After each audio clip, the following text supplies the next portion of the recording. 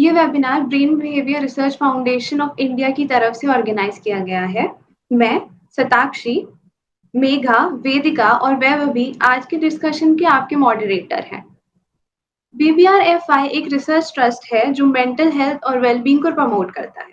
हम 2014 से मानसिक स्वास्थ्य और समृद्धि के बारे में आम जनता के बीच वर्कशॉप, लेक्चर्स और ट्रेनिंग सेशंस के द्वारा जागरूकता बढ़ाने की कोशिश कर रहे हैं।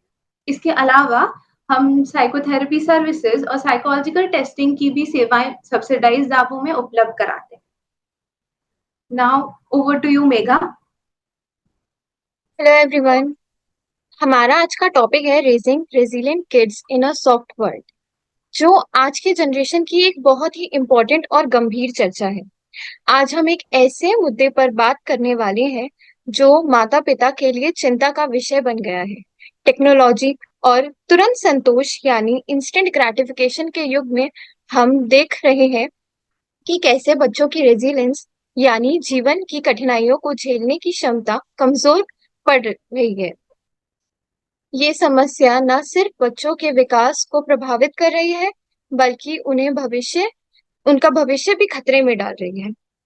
आज के समय में जब हर चीज एक क्लिक पर उपलब्ध है, बच्चे इतने इंतजार करने और डिफिकल्टीज का सामना करने के लिए तैयार नहीं है।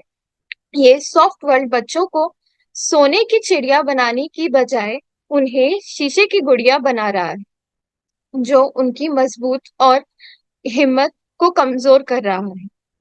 इस वेबिनार का एम है कि हम सब मिलकर ये समझें कि कैसे हम बच्चों को इस सॉफ्ट वर्ल्ड में भी मजबूत बना सकते हैं, ताकि वो हर मुश्किल का सामना हिम्मत और हौसले के साथ कर सके। इस वेबिनार में हम कुछ प्रैक्टिकल टिप्स और स्ट्रेटजीज डिस्कस करेंगे जो आप अपने डेली लाइफ में लागू कर सकते हैं। हम साइकोलॉजिकल इंसाइट्स शेयर करेंगे जो आपको ये समझाने में मदद करेगा कि आखिर रेजिलियंस होती क्या है और कैसे हम बच्चों में इस स्किल को डेवलप कर सकते हैं।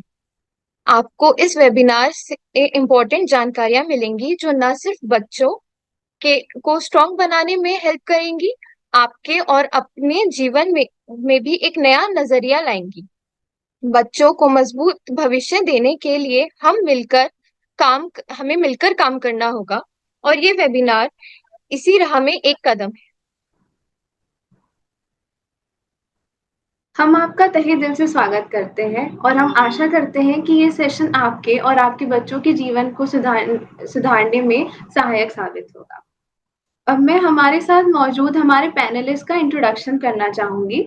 हमारे साथ मौजूद है Aanchal Chaudhary. She is a trained clinical psychologist from RCI recognised institute, SGT university, Gurugram. उनके पास मेंटल हेल्थ इंडस्ट्री में 8+ इयर्स का एक्सपीरियंस है। उन्होंने एडोलेसेंट्स, अडल्ट्स और जेरियाट्रिक्स के साथ काम किया है, जो addiction, anger, anxiety, depression, OCD, parenting और स्ट्रेस मैनेजमेंट जैसे प्रॉब्लम से डील कर रहे हैं। मिस आंचल एक सर्टिफाइड मास्टर हिप्नोथेरेपिस्ट भी है from California hypnosis institute, USA. उनका एक्सपर्टीज साइकोथेरेपी में है, जैसे CBT, acceptance and commitment therapy, exposure and response prevention therapy. हमारी दूसरी एक्सपर्ट हैं miss Mahima Pilwan. She is a trained clinical psychologist from RCI recognised institute, Amity university, Gurugram. She has years of experience in providing compassionate therapy and evidence-based treatments. वो anxiety, depression, trauma recovery etcetera में specialised हैं। उनकी expertise psychotherapy में है, जैसे CBT, DBT, supportive और exposure therapy. Now I would request Vaibhavi and Vedika to take over.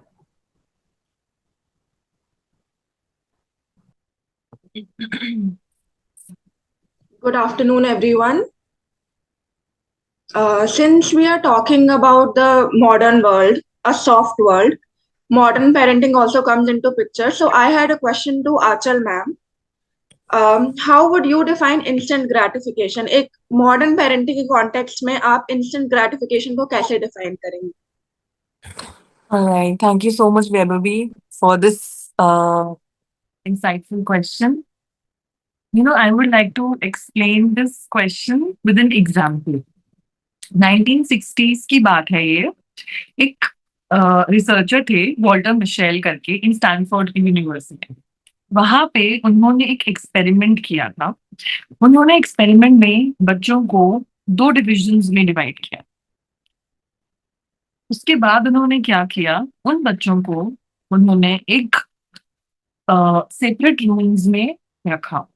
वहां पे उन्होंने उनके सामने 1 पीस ऑफ चॉकलेट रखी और उन्होंने उन बच्चों को इंस्ट्रक्शंस दिए कि जब तक मैं ना आऊं, like I will come in 15 minutes, जब तक मैं ना आऊं तब तक आप इस चॉकलेट को नहीं खाएंगे, और अगर आपने खा ली तो इसके बाद जो एक और चॉकलेट आपको मिलने वाली है वो नहीं मिलेगी। अगर आप 15 मिनट्स तक आपने वेट कर लिया तो आपको एक दूसरी चॉकलेट भी दी जाएगी। अब इस एक्सपेरिमेंट के बहुत खूबसूरत रिजल्ट्स निकल कर आए। कुछ बच्चों ने क्या किया कि रिसर्चर के निकलते ही उन्होंने वो चॉकलेट ग्रैब करी और वो खा ली। उन्होंने बिल्कुल भी वेट नहीं किया, इंस्ट्रक्शंस को फॉलो नहीं किया। और वहीं पे ही कुछ बच्चों ने रिसर्चर के आने का वेट किया। वो अपनी सीट पे बड़ा उछल कूद कर रहे थे, कभी चॉकलेट को उठा रहे थे, कभी रख रहे थे, कभी उसको ध्यान से देख रहे थे। उनको मन तो बहुत कर रहा था खाने का, बट उन्होंने खाई नहीं। उसके बाद 15 मिनट्स के बाद रिसर्चर आते हैं एंड उनको वो एक दूसरी चॉकलेट प्रेजेंट करते हैं।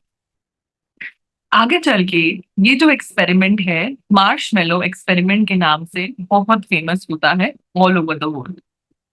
मार्शमेलो एक्सपेरिमेंट हमें ये भी दिखाता है कि जो बच्चे अपनी ग्रेटिफिकेशन, मतलब छोटे समय में ही अपनी जो भावना है, अपनी डिजायर्स हैं, उनको फुलफिल करने के लिए कैसे एकदम से उत्तेजित हो जाते हैं और वह बिल्कुल भी पेशेंस नहीं दिखा पाते हैं।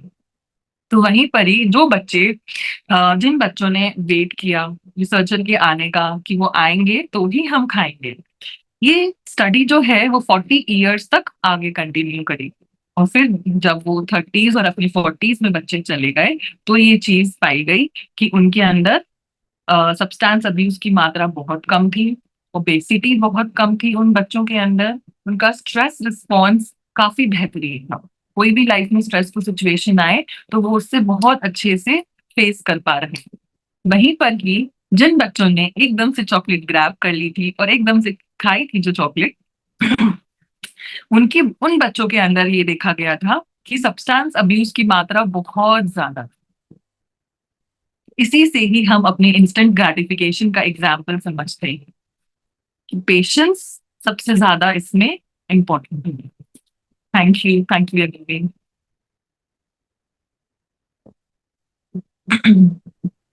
Thank you so much, Achal ma'am, for a detailed explanation. Now thank you I have a Vedika. follow-up. Now I have a follow-up question for Mahima ma'am. Ma'am, what do you think कि ये instant gratification और digital world बच्चों के development को कैसे impact डाल रहा है? Thank you Vedika for asking. So जैसे अभी आंचल मैम ने बताया पेशेंस के बारे में एंड इंस्टेंट ग्रेटिफिकेशन के बारे में। So basically, in my view, in today's time, the digital age and instant gratification have profoundly impacted children's development. So basically, they are growing up in a world where access to these are very instant, like information, entertainment, and communication. So these constant availability can shorten their attention span and make it challenging for them to wait and or to persist through difficulties. So I would suggest as a parent navigating these influences somehow involve setting boundaries on screen time, encouraging activities that promote patience and problem solving, fostering real world connections, and enhance their social skills, emotional growth. Basically, it's about finding a balance that supports their development as well as and their digital landscape.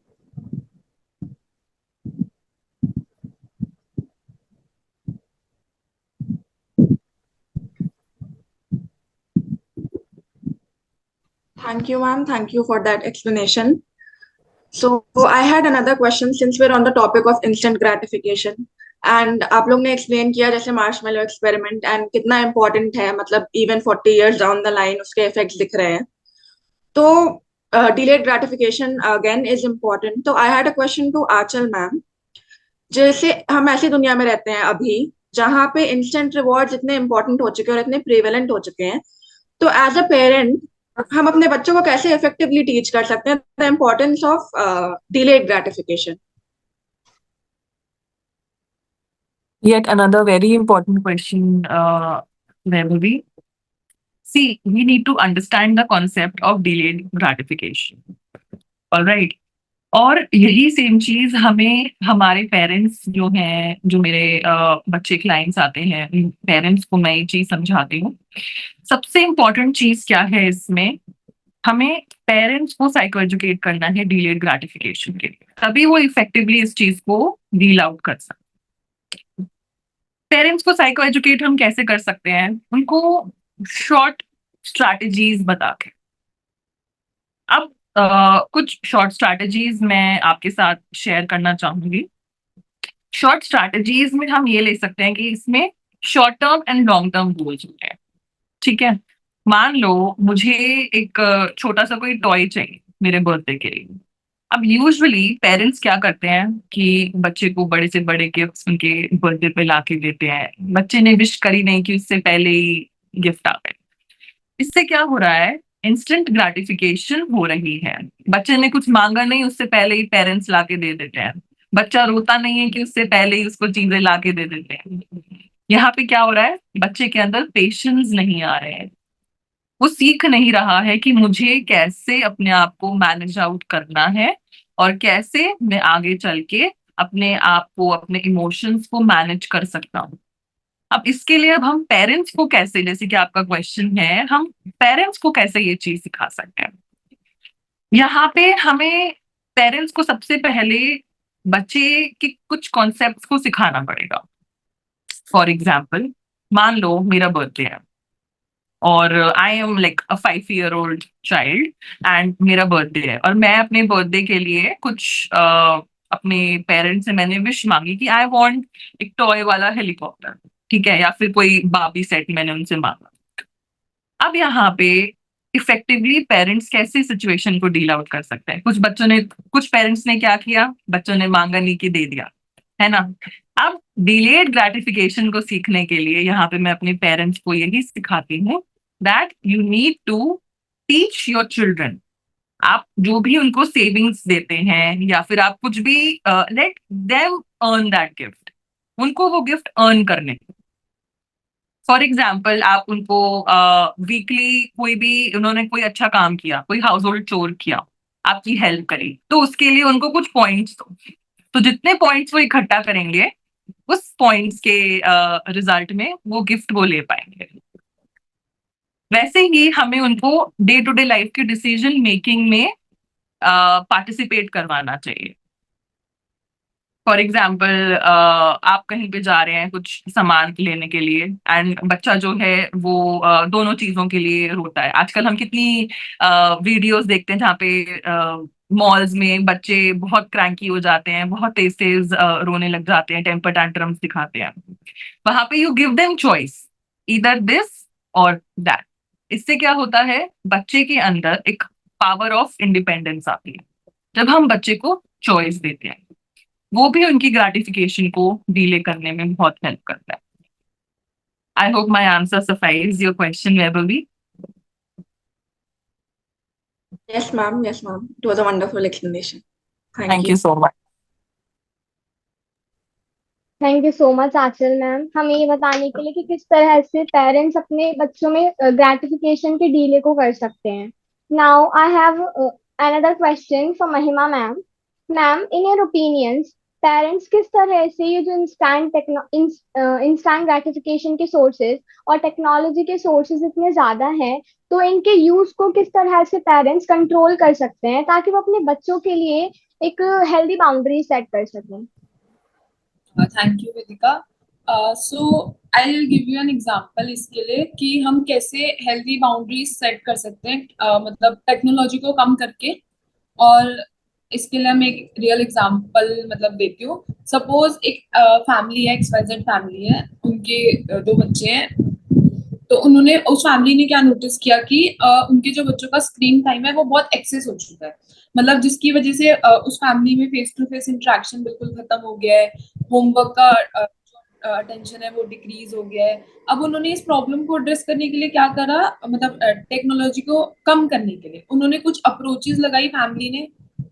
जैसे कि पहली approach लगा लो आप, कि हम ये लगा सकते हैं कि create a technology free zone. Basically इसका क्या मतलब है, मतलब कुछ एरिया, सर्टेन एरियाज ऐसे प्लान करो घर के जहां पर वो लोग डिजिटल चीजें यूज नहीं कर सकते, जैसे कि ड्यूरिंग डिनर या फिर बेडरूम के टाइम में, सो दैट वहां पे फेस टू फेस इंटरेक्शन बढ़े।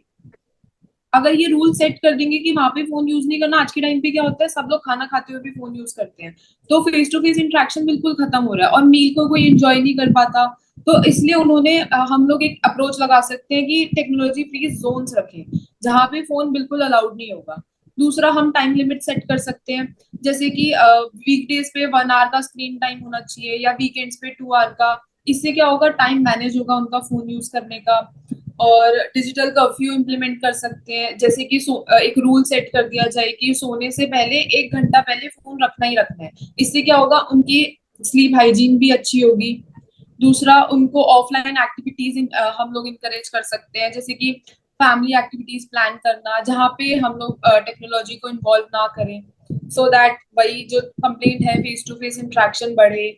और हम लोग इसमें एक चीज कर सकते हैं, जैसे कि फैमिली खुद अवॉइड करे फोन यूज करना। ऐसा नहीं होना चाहिए कि फैमिली मतलब पेरेंट्स फोन यूज कर रहे हैं एंड चिल्ड्रंस को मना कर रखा है, वो चीज भी नहीं होनी चाहिए। खुद भी उन लोगों को एक सेट करना चाहिए एग्जाम्पल, मतलब प्रायोरिटाइज करना है कि जो वो सेट करना चाह रहे हैं, रूल बना रहे हैं, वो खुद भी करें। और अगर हम कॉन्स्टेंटली इन चीजों को अप्लाई करेंगे, इन स्ट्रैटेजीज को अप्लाई करेंगे, तो हम कहीं ना कहीं एक हेल्दी बाउंड्री सेट कर सकते हैं। Okay, ma'am. Thank you. Thank you for the explanation. So I had another question. हम लोग मॉडर्न वर्ल्ड की बात कर रहे हैं, आज के वर्ल्ड की बात कर रहे हैं, तो I think resilience is also an important topic that is very relevant if we talking about the मतलब if we talking about the modern world. तो एक बच्चे में भी रेजिलियंस दिखता है, तो what does it mean for a child to be resilient? I would like to ask this question to Aanchal ma'am कि बच्चे में रेजिलियंस कैसे, what does it mean for a child to be resilient, and ये quality आज के world में specially क्यों इतनी इम्पोर्टेंट है? ठीक है, सबसे पहले हमें यहाँ पे रेजिलियंस का कॉन्सेप्ट समझें। रेजिलियंस का मतलब होता है कि कोई भी लाइफ में सिचुएशन आई, आप उससे कैसे बाउंस बैक कर पा रहे हो। और सिर्फ बाउंस बैक मतलब उस प्रॉब्लम से बाहर निकलना ही रेजिलियंस नहीं होता। उस प्रॉब्लम से बाहर निकलकर अपने आप को ग्रो करना, उन ऑब्स्टिकल से बाहर निकलकर कैसे आप ग्रो कर सकते हैं अपनी लाइफ में, उन सिचुएशन से आप क्या सीख रहे हैं, उसको हम रेजिलियंस कहते हैं। और यही सेम चीज हमें हमारे बच्चों को सिखाना बहुत जरूरी है। अब यूजुअली मैंने क्या देखा है, जितने भी मेरे बच्चे क्लाइंट्स हैं जब सेशन में आते हैं, तो एक बड़ा कॉमन कॉन्सेप्ट हो गया है इसका, साइकोलॉजिकल फिनोमिना है फ्रेंडशिप फायर करके। एक बहुत ही इंटरेस्टिंग कॉन्सेप्ट है। फ्रेंडशिप फायर में क्या होता है कि दो फ्रेंड्स हैं, उनके बीच में सिचुएशन ऐसी हो जाती है कि दोनों फ्रेंड्स के बीच में नेगेटिव इमोशंस डेवलप हो जाते हैं। नेगेटिव इमोशंस जो हैं वो ऐसे हो सकते हैं कि मान लो एक बच्चे ने दूसरे बच्चे को बुली किया, नेम कॉल किया, किसी बात को लेकर चिढ़ा दिया, एक बच्चे के अंदर दूसरे बच्चे के प्रति जेलसी आ गई, एक बच्चा है वो बहुत ब्रैगिंग कर रहा है तो उसका फ्रेंड है, नेगेटिव इमोशंस आ गए। तो अब यहाँ पे बच्चा क्या फील कर रहा है? सैड, हर्ट, एंग्शियस, कंफ्यूज्ड, है ना? अब यहाँ पे एज अ पेरेंट हमें अपने बच्चे को ये सिखाना बहुत जरूरी है कि जब लाइफ में ऐसी फ्रेंडशिप फायर वाली जो सिचुएशन आ जाए, इसको हम रेजिलियंस से कैसे एक्सटिंग्विश कर सकते हैं। इस फायर को हमें रेजिलियंस के थ्रू एक्सटिंग्विश करना, अपने बच्चों को इफेक्टिवली सिखाना है। और ये एक ऐसा कॉन्सेप्ट है, आप कहीं भी चले जाइए, not just with children but with adults as well. हम लोगों के बीच में भी आप कहीं पे भी देख लीजिए, ये फ्रेंडशिप फायर वाली सिचुएशन हर जगह पे होती है। तो ऐसी कुछ चीजें होती हैं जो हमें अपने बच्चों को, अपने बच्चे को रेजिलियंस के थ्रू सिखानी होती है। आगे हम लोग जैसे कि और भी इसके बारे में चर्चा करेंगे। वील सी कि हम इसको और इफेक्टिवली कैसे मैनेज आउट कर सकते हैं। Thank you, ma'am. Thank you for the explanation. Thank you so much, Achal ma'am, for this beautiful overview for resilience. Now I would like to ask to Mahima ma'am कि ma'am कौन से कुछ challenges हैं जो बच्चे अपने soft world में face करते हैं। जैसे कि आजकल पेरेंट्स ने बच्चों को एक बहुत ही इजी गोइंग लाइफ की सिखा दी है। बच्चे अपनी प्रॉब्लम्स को खुद सॉल्व नहीं कर पाते हैं। तो बच्चे इस सॉफ्ट वर्ल्ड में कौन से कॉमन चैलेंजेस को फेस करते हैं, और जैसा कि अभी आचल मैम ने रेजिलियंस के बारे में बताया, तो ये रेजिलियंस एंड चैलेंजेस को हम कैसे नेविगेट कर सकते हैं थ्रू रेजिलियंस। बेसिकली जैसे अभी आचल मैम ने रेजिलियंस का बताया, तो अभी आपने मेरे से पूछा कि क्या चैलेंजेस हो सकते हैं। तो कहीं ना कहीं चैलेंजेस बहुत होते हैं जो आज के टाइम पे फेस करते हैं। तो कुछ कॉमन चैलेंजेस जैसे एक हो सकता है मेंटल हेल्थ इश्यूज, जैसे इसकी मतलब इस पेरेंटिंग की वजह से उनका स्ट्रेस इंक्रीज होता है, एंजाइटी, डिप्रेशन। तो और दूसरा lack of real world skills, जिसमें over resilience on technology can lead to a deficit in practical or hands-on skills practice. Then overprotection, जिसमें पेरेंटिंग का रोल होता है, तो इसकी वजह से उन लोगों का डेवलपमेंट मतलब इंडिपेंडेंस कहीं ना कहीं कम हो जाती है, सेल्फ एफिकेसी कम हो जाती है। देन सोशल प्रेशर होता है, जिसमें पीयर प्रेशर हो गया, बुलिंग हो गया। देन हमारा डिक्रीज अटेंशन स्पैन हो गया इसकी वजह से।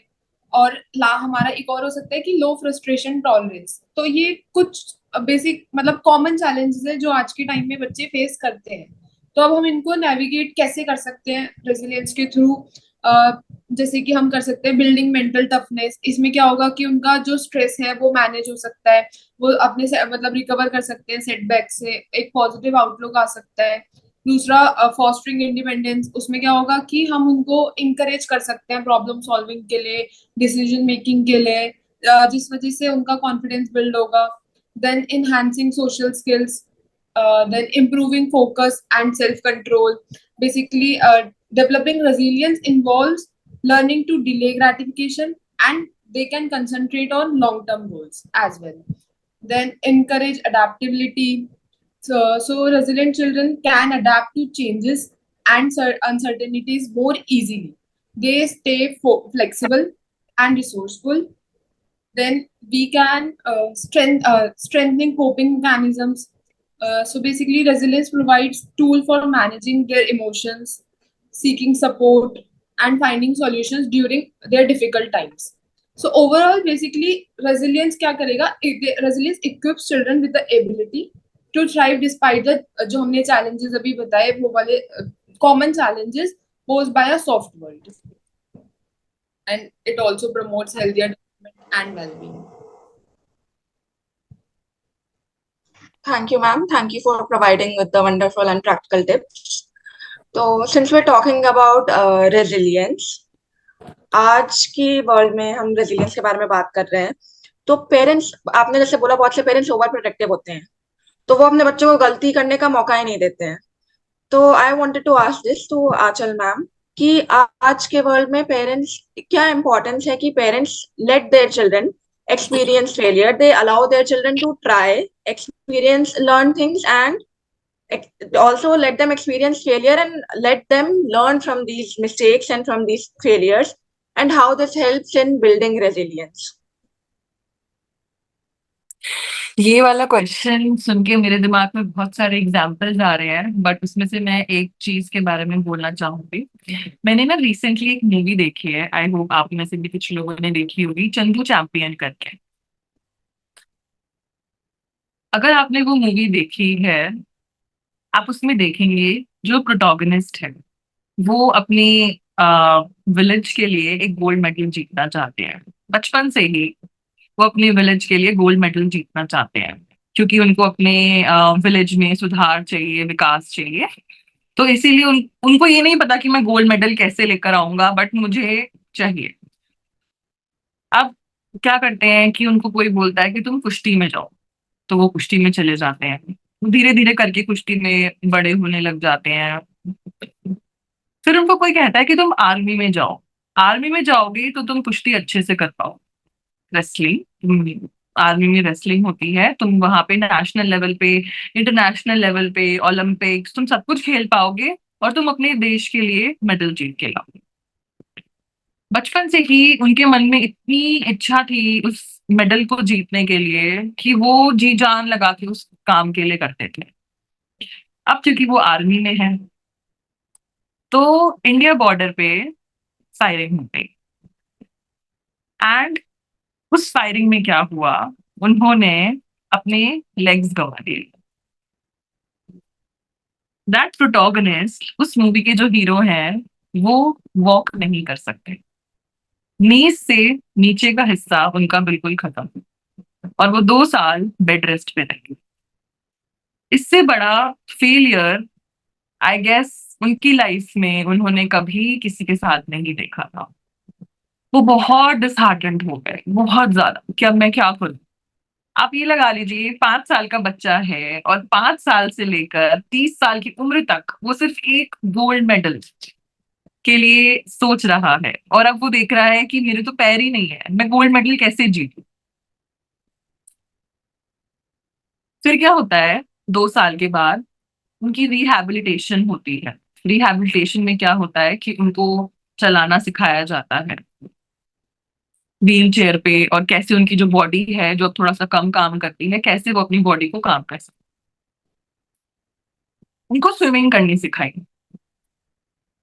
और जो उनके 2 साल पहले पुराने कोच थे उन्होंने उनको ये सजेस्ट किया कि तुम बेशक फेल हो गए हो, बट तुम्हारी जिंदगी अभी खत्म नहीं हुई है।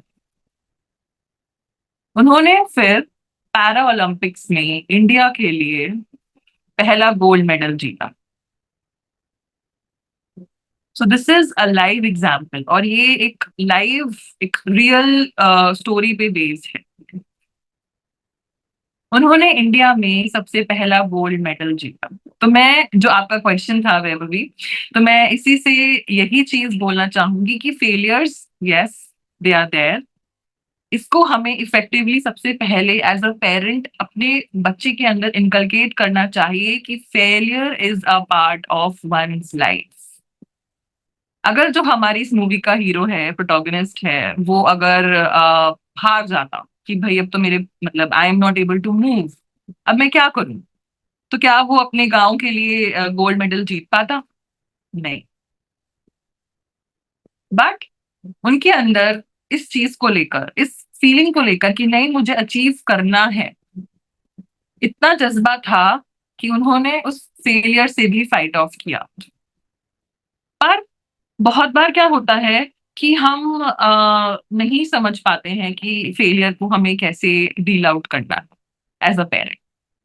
तो वहां पर हम अपने बच्चे को सबसे पहले इनकरेज करेंगे कि it's okay to fail.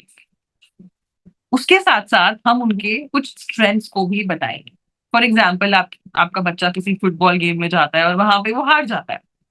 Being a parent आप उसको ये नहीं बोलोगे कि कोई बात नहीं, हार गए, इट्स ओके। आप ये बोलेंगे कि कोई बात नहीं, आप हार गए, इट्स ओके, बट उसके साथ साथ हमें उसको इनकरेज भी करना है। Encourage with few affirmative words कि कोई बात नहीं, आप हार गए हो, आपने यहाँ पर ये वाला थ्रो आपका अच्छा था, यहाँ पर आपने जो स्पिन किया अपने लेग से, आप ये बहुत अच्छा था।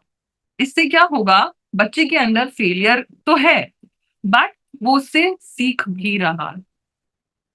तो ऐसे ही करके हम इनकरेज कर सकते हैं अपने बच्चे को। हम उनकी लाइफ में परसिस्टेंस लेकर आ सकते हैं कि एक ही चीज के लिए बार बार बार बार कोशिश कीजिए। कंसिस्टेंसी इज इंपॉर्टेंट, कि अगर कोई बात नहीं, एक बार आप हार गए हैं, दैट डजंट मीन कि बार बार आप हार ही फेस करेंगे, अब आगे चल के भी कुछ ना कुछ अच्छा अचीव कर सकते हैं. It's just that we need to motivate our child to that level. Thank you. Thank you so much Aachal ma'am, इतना ब्यूटीफुली रियल लाइफ एग्जाम्पल के थ्रू हमें फेलियर के बारे में समझाने के लिए, पेरेंट्स को ये बताने के लिए कि वो अपने बच्चों को फेलियर से कैसे मोटिवेट कर सकते हैं. Now I would like to ask a question for Mahima ma'am. Ma'am, how can parents instil a growth mindset for their children?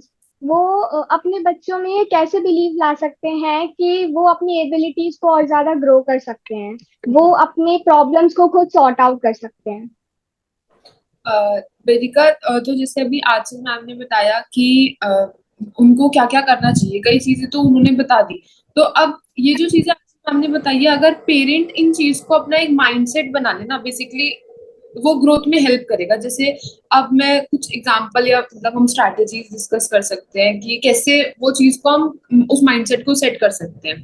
जैसे हम एक चीज कर सकते हैं कि हम उनके एफर्ट्स को भी प्रेज करें, रादर उनकी अचीवमेंट. मतलब अचीवमेंट जो होगी वो होगी, लेकिन अगर नहीं भी होता, आउटकम हमारा भी आता, तो भी हमें स्टिल उनके एफर्ट्स को प्रेज करना चाहिए, सो दैट उनको मतलब कहीं ना कहीं एक मतलब सेंस ऑफ अचीवमेंट लगे कि हाँ एटलीस्ट मैंने कुछ किया था. ठीक है, कोई बात नहीं, नहीं हुआ, वो ट्राई तो करेंगे. दूसरा, हम उनको इनकरेज करें कि अपनी गलती से वो सीखे. बेसिकली जैसे कि अगर कोई गलती हो गई तो ठीक है, उनको ये नहीं बोलना कि ऐसे क्यों कर दिया, वैसे क्यों कर दिया. उनको जो चैलेंजेस है उनसे पेरेंट्स अगर ऐसा रखें कि उनको इनकरेज करें कि ठीक है आज ऐसा हुआ है, हम इसमें डिस्कस कर सकते हैं कि क्या हमने गलत किया, क्या नहीं किया. इसको एक अपॉर्चुनिटी समझिए अपनी ग्रोथ के लिए. और क्या कर सकते हैं हम लोग, अपना ग्रोथ माइंडसेट रख सकते हैं. मतलब अगर हमारा माइंडसेट ही ऐसा होगा कि हमें आगे बढ़ना है, तो इसमें एक फ्रेज बताती हूँ, जैसे नॉट येट को यूज करना ज्यादा बेटर है, रादर आई कांट डू. कोई अभी नहीं हुआ, ठीक है, इसका मतलब ये नहीं है कि आगे भी नहीं होगा. आई कांट मतलब होगा ही नहीं, ठीक है, अभी नहीं हुआ, हम आगे कर लेंगे. अगर हम कुछ ऐसे फ्रेजेस या अपनी लाइफ में मतलब पेरेंट्स ही अगर बच्चों के साथ इन्वॉल्व करें, तो वो उनको एक कहीं ना कहीं माइंडसेट देता है ये कि हाँ ठीक है, अभी नहीं हुआ, आगे मैं कर सकता हूँ. रियलिस्टिक गोल्स बनाना, जैसे कि मतलब ठीक है, जो अचीवेबल है वो वाले गोल्स हम सेट कर सकते हैं. जो जैसे लार्जर गोल्स को शॉर्ट टर्म गोल्स में हम डिवाइड कर सकते हैं, सो दैट एक एक स्टेप हम एक एक स्टेप करेंगे तो उसको इजी होगा. मतलब ठीक है, इतना बड़ा देख के कहीं ना कहीं हो जाता है ये कैसे होगा. तो अगर कोई चीज इतनी मुश्किल या ऐसी लग रही है, रियलिस्टिक नहीं लग रही उस टाइम पे, तो हम उनको शॉर्ट टर्म में कन्वर्ट कर सकते हैं. और उसके बाद हर एक स्टेप अगर हमारा अचीव होता है तो उसको अप्रिशिएट करना. हम फिर इंकरेज कर सकते हैं उनकी क्यूरियोसिटी को. बेसिकली उनको इंकरेज कर सकते हैं कि वो अपने न्यू इंटरेस्ट को एक्सप्लोर करते रहे विद टाइम, सो दैट उनको भी पता चले कि उनको क्या करना चाहिए, क्या नहीं करना चाहिए, उनको क्या क्या अपॉर्चुनिटीज मिल सकती है, और अगर जहाँ जिस एरिया में वो जा रहे हैं वो उनके लिए है भी या नहीं. दूसरा, और हम क्या कर सकते हैं, वैल्यू ऑफ परसिस्टेंस, कि कई बार बच्चों में आजकल इतना कम पेशेंस होता है कि उन्हें लगता है कि नहीं हुआ तो होगा ही नहीं. तो उनको कुछ एग्जांपल्स बता सकते हैं हम लोग कि परसिस्टेंसी की वजह से कितने लोगों ने मतलब सक्सेस पाया है. और फीडबैक दे सकते हैं हम लोग कि फीडबैक बहुत इंपॉर्टेंट है. जैसे कि अगर आपने कुछ नोटिस किया है तो उनको हम रादर मतलब प्रेस कर सकते हैं कि क्रिटिसाइज करने की जगह कि ठीक है ये नहीं हुआ था, हम इसको ऐसे कर सकते हैं, गाइडेंस दे सकते हैं. कहीं ना कहीं फीडबैक तो बहुत इंपॉर्टेंट होता है. और एक सेफ एनवायरनमेंट जो हम क्रिएट करते हैं, कहीं ना कहीं उन्हें प्रेस करना चाहिए कि वो अपने कंफर्ट जोन से निकले. अगर वो कंफर्ट जोन में ही रहेंगे तो कहीं ना कहीं वो एक्सप्लोर नहीं कर पाएंगे, तो उनको उस कंफर्ट जोन से निकालना भी इम्पोर्टेंट है. सेफ एनवायरनमेंट तो क्रिएट करना जरूरी है, लेकिन उनको कंफर्ट जोन से निकालना भी जरूरी है. एंड एट लास्ट, जितना भी प्रोग्रेस हुआ है उसे सेलिब्रेट करना, चाहे वो छोटा है चाहे वो बड़ा है. हर एक चीज, छोटी सी चीज को भी अचीव, मतलब अगर छोटा सा भी अचीवमेंट है तो उसे सेलिब्रेट करना, अनप्रेज करना. Thank you. Thank you ma'am, ये इतनी सारी प्रैक्टिकल स्ट्रैटेजीज शेयर करने के लिए. I had another question to Aanchal ma'am. हम लोग पेरेंटिंग की बात कर रहे हैं, तो बहुत से बार ऐसा होता है पेरेंट्स आर फ्रस्ट्रेटेड और disappointed for some whatever reasons that they have. तो पेरेंट्स कैसे इफेक्टिवली इस फ्रस्ट्रेशन के साथ डील कर सकते हैं और इस डिसअपॉइंटमेंट के साथ डील कर सकते हैं, अपने इमोशंस कैसे मतलब मैनेज कर सकते हैं ना कंस्ट्रक्टिव मैनर। आप क्या स्ट्रैटेजीज रेकमेंड करेंगी? वैभवी, मैंने ये चीज बहुत ज्यादा अपनी क्लिनिकल प्रैक्टिस में देखी है कि पेरेंट्स बहुत बार मेरे पास आते हैं, बोलते हैं कि मैम हमसे हमारा बच्चा जो है वो नहीं संभल पा रहा है।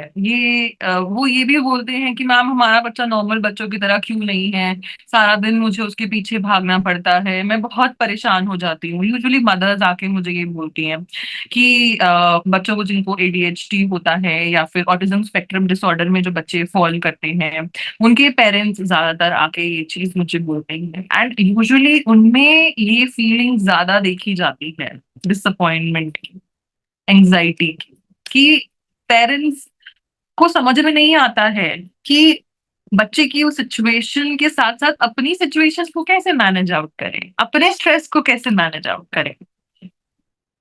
तो यहाँ पर मैं उनको कुछ छोटी टिप्स एंड ट्रिक्स, आप कह लीजिए इसको कि छोटी ट्रिक्स जो है, मैं उनको वो चीज बताती हूँ। सबसे पहले, पॉज एंड ब्रीथ।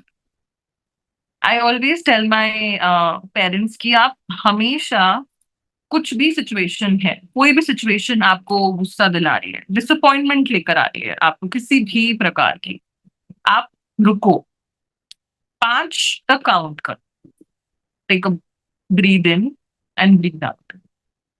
अब यहाँ पे क्या होगा कि जहां पे वो पेरेंट पहले चिल्ला के वो सिचुएशन को डील आउट करने वाले थे, अब वहां पे क्या है, कामली मैनेज करेंगे, क्योंकि उनको वो 5 सेकेंड का ब्रेक मिल गया।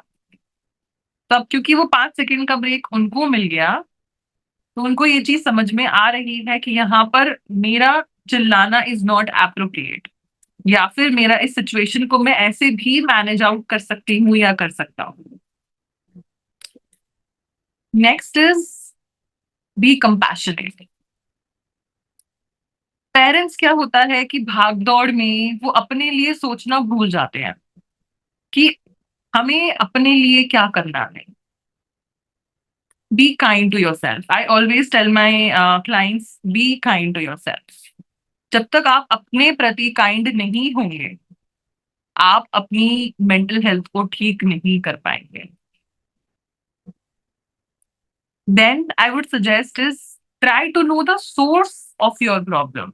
सोर्स ऑफ द प्रॉब्लम का मतलब है कि जो सिचुएशन अभी आपकी एंगर को ट्रिगर कर रही है, जरूरी नहीं है कि आपकी एंगर का कारण वही सिर्फ एक सिचुएशन है, वो किसी और कारणवश भी हो सकता है।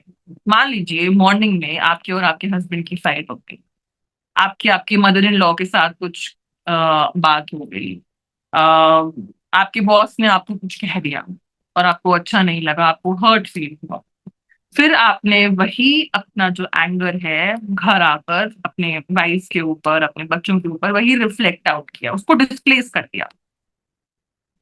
और फिर क्या होता है कि बच्चा शैतानी करता है तो इसीलिए मुझे उसके ऊपर चिल्लाना पड़ता है। बट बहुत बार क्या होता है कि सिर्फ बच्चे की शैतानी करना ही हमारा गुस्सा और हमारा डिसअपॉइंटमेंट का कारण नहीं होता, हमारे अपने खुद के अननोन सोर्सेज भी हो सकते हैं। तो वो चीज हमें जानना बहुत जरूरी है।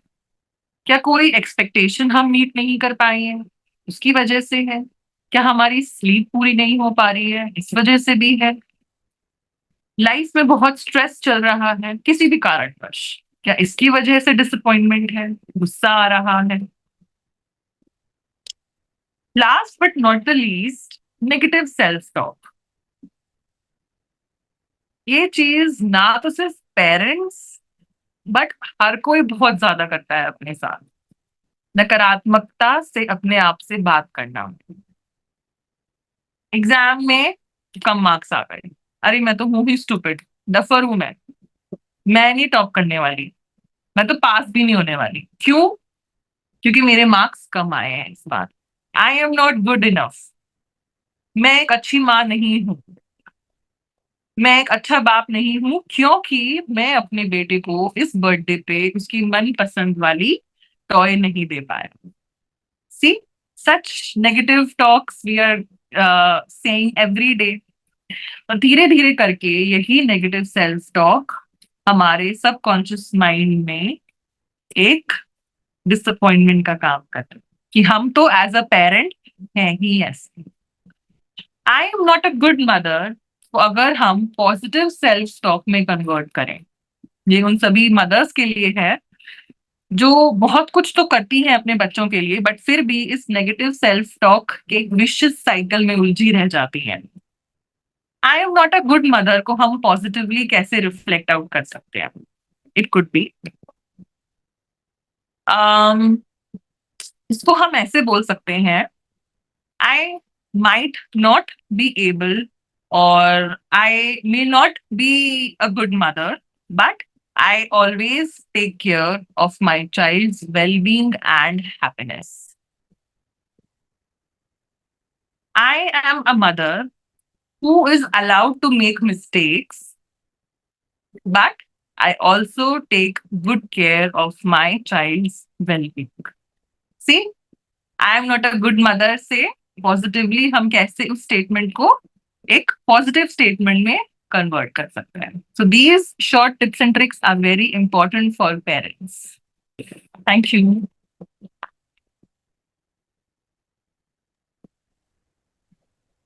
Thank you so much Aanchal ma'am, parents को इतनी सारी टिप्स एंड ट्रिक्स बताने के लिए। Now before I hand it over to Shatakshi and Megha, I would like to ask to Mahima ma'am कि हम लोग बोलते हैं कि बच्चे वही करते हैं जो पेरेंट्स करते हैं, वो बड़ों को देखकर चीजें करते हैं। नाउ पेरेंट्स अपने बिहेवियर में किस तरह से रेजिलियंस को मॉडल कर सकते हैं ताकि उनके बच्चे वही चीज फॉलो करें? Thank you Vedika for asking. जैसे अभी आंचल मैम ने बताई इतनी सारी चीजें, तो यही एक जो पॉजिटिव थिंकिंग है, अगर पेरेंट्स उनको अपने अंदर ले आए तो वो एक एग्जाम्पल सेट कर सकते हैं बेसिकली कि कैसे बच्चे उस चीज को मतलब ऑब्जर्व करें एंड वही सीखे। तो basically resilience is not just about bouncing back from challenges, it's about growing from them. तो as a parent I would say कि your action speak louder than words. तो जो पेरेंट्स करेंगे वही बच्चे सीखेंगे। तो ट्रांसपेरेंसी इज द की। जितनी ट्रांसपेरेंसी रहेगी पेरेंट्स और बच्चों में उतना ही अच्छा रहेगा। तो जैसे कि हम क्या कर सकते हैं एज अ पेरेंट, अपने स्ट्रगल शेयर कर सकते हैं बच्चों के साथ ताकि उन्हें पता हो कि ठीक है, डिफिकल्टीज फेस करना बहुत मतलब है एक ऑब्वियस चीज है। ऐसा नहीं है कि अगर कोई डिफिकल्टी आई है तो उसका मतलब ये कि हम वो कर ही नहीं सकते, हम उसे ओवरकम कर सकते हैं। दूसरा, उनको डेमोन्स्ट्रेट करो कि इमोशनल इंटेलिजेंस, जैसे कि उनको बताओ कि रेंज ऑफ इमोशंस फील करना ओके है, मतलब हर सिचुएशन पे हम कोई ना कोई इमोशन फील कर सकते हैं। उनको सिखाओ कि हम उनको कैसे मतलब सिखाओ एज इन मॉडल करो, अपने बिहेवियर में लाओ ये चीजें, सो दैट वो इस चीज को ऑब्जर्व करे।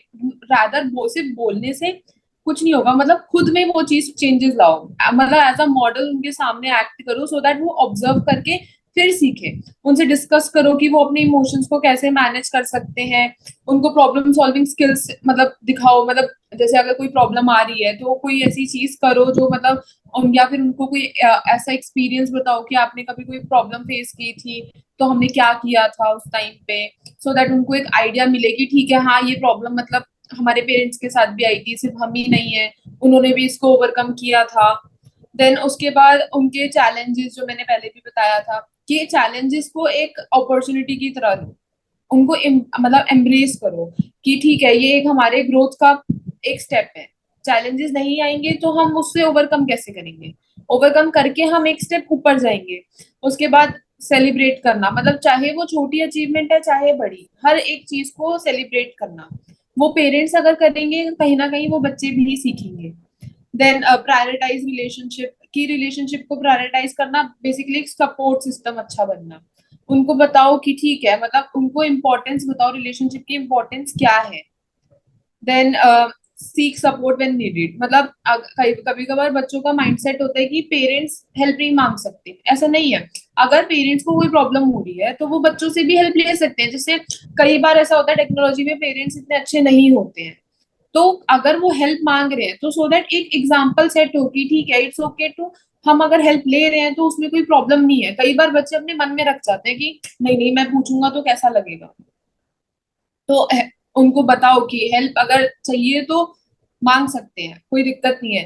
और बेसिकली लास्ट की कंसिस्टेंसी इज अ की। ये चीज जितनी कंसिस्टेंट रहेगी उतनी अच्छी रहेगी। अगर पेरेंट्स इस चीज को अपने बिहेवियर में कंसिस्टेंटली रखेंगे तो बच्चे कहीं ना कहीं उस चीज को ही याद रखेंगे और ऑब्जर्व करेंगे। एक सपोर्टिव एनवायरनमेंट बनाना बहुत इंपॉर्टेंट है to challenge these, basically to face these challenges. Thank you. Okay, so आज के वेबिनार में हमने डिलेड ग्रेटिफिकेशन और रेजिलियंस के बारे में डिटेल में बात करी। हमने देखा कि कैसे पेरेंटिंग बच्चों के डेवलपमेंट को इन्फ्लुएंस करता है, डिजिटल एज और इंस्टेंट ग्रेटिफिकेशन का बच्चों पर क्या असर पड़ता है, और रेजिलियंस कैसे एक जरूरी स्किल बन गया है।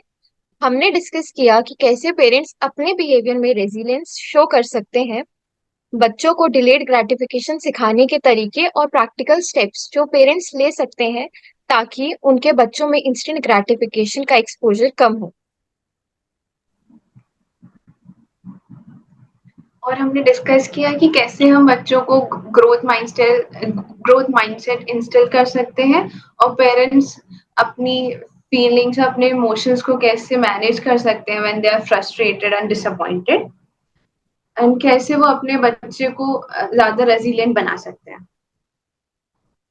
And we hope today's session has provided you with valuable tips to benefit you and your children's lives. And अगर आपके पास और कोई क्वेरीज है तो आप हमारी वेबसाइट bbrfi.org पे कांटेक्ट कर सकते हैं। And at last, I would like to thank all the participants and our experts, Mahima ma'am and Achal ma'am, for giving us such valuable insights, and